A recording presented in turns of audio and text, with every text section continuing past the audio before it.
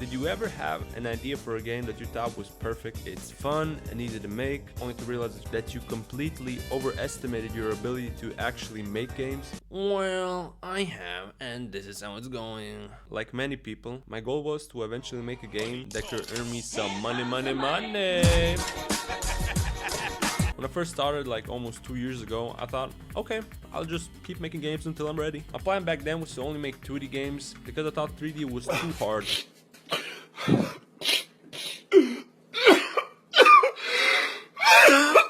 But after finishing my last 2D game, which was basically a Walmart version of Pogo Jump, I didn't even know the game existed until I was done. And then I started to give 3D a try, and I really liked it. After finishing that first 3D game, I thought, hey, this isn't as hard as I expected. Maybe I could make a serious game that I could sell on Steam. So I started brainstorming. What's a simple idea that I can make with my experience and could also be fun and addictive? A job simulator. Yes, people love pretending to work after coming home from work, right? But what kind of job? Maybe a coffee shop game? Nah, there's tons of those. And I've never worked in one, so I have no idea what actually goes on there. When I have a general idea like, okay, making coffee, but what else, you know? How about a simulator? Yes, that's it. There isn't a lot of competition. And also, fun fact, I've actually worked at a cinema before, so I know what kind of gameplay it could have. And I thought, okay, this was going to be easy peasy. The idea was that the player inherits an old rundown cinema. You start from zero with just a soda machine and a popcorn machine. You have to rent or buy movies so you can sell tickets. Customers come in, buy a ticket and some snacks, then go watch the movie. Afterward, you have to clean up their mess, fix projectors if they break, and restock supplies by going to buy more. Doesn't sound that hard, but I did see some problems coming. Like, how would I make the customer AI work since I never made a character with AI before? What if the player eventually runs out of movies? Since I could make 100 movies the player can use, but what after that 100? Should I make more, like with updates, or should I make the player to be able to make movies? I don't know. And also, should I add multiplayer? I have no idea how this will work. I saw a couple of people on YouTube make a multiplayer game, and they always said that it was very hard, and they're usually people who have a lot more experience than me. And then I think, okay, if it's hard for them, what's it gonna be like for me? Then I thought, meh, those are problems for future me. He'll figure it out. So I just started step by step to see where it goes. On day one, I decided that the first person character will have 2D hands. I didn't see this very often, and I think it looks pretty cool. Plus, I don't have a lot of 3D modeling experience, so making a detailed 3D hand that could hold objects was out of my league. Then I made a concession stand. Each object had an area 3D that checked if the player's raycast was sitting in it, and if it was, when you clicked, a sprite showed what you were holding. I made a pouring animation for the soda machine and created my first customer, who simply walked from point A to point B. When I finished that, I thought, this game is gonna take me 3 months tops. Then I went to bed, snuggled up, and I went to dream about the game's success. Next day, back to work. I made a customer randomly choose a movie and order popcorn or a drink. I think it looked cute, but it didn't really add much variety or personality. Also, the printed ticket was just for show. There was no way to actually fail the task yet. Still, it looked promising.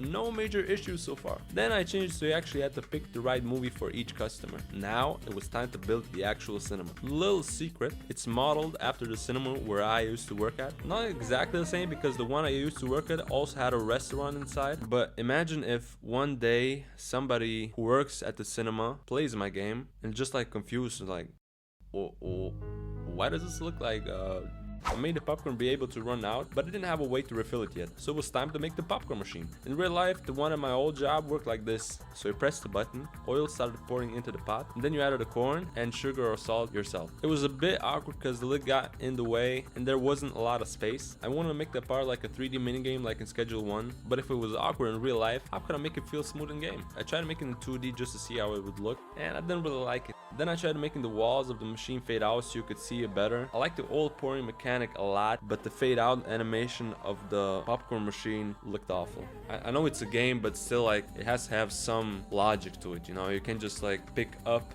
an oil bottle and it just goes through the popcorn machine, you know? So I just ended up making a 2D sprite of oil pouring into midair, because that totally makes sense, right?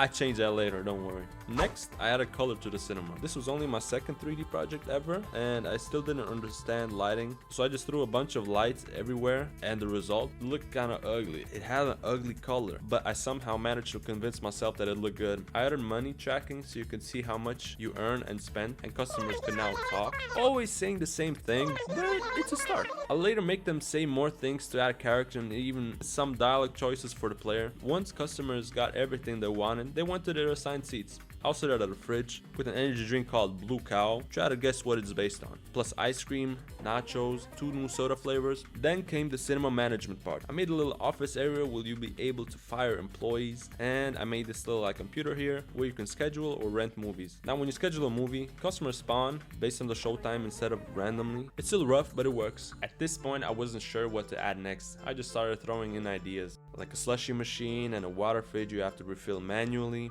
Not bad additions, but I probably should have focused on the main mechanics first. I finally added pixel textures, still temporary, but the game already looks way better. Now customers spawn based on how popular a movie is, and since customers are messy little gremlins, they leave behind this mysterious green goo, which you then have to clean up with the mop. Yes, clean that strange fluid. The trash can now fill up and you have to take it out to the dumpster.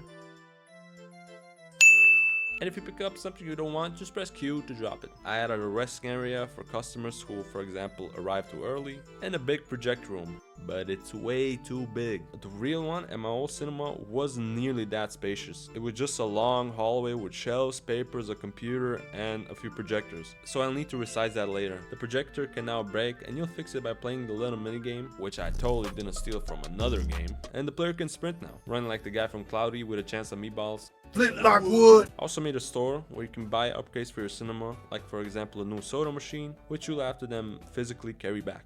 Since I want the players to decorate their cinemas however they want, I made a paint store where you can buy colors to repaint your building.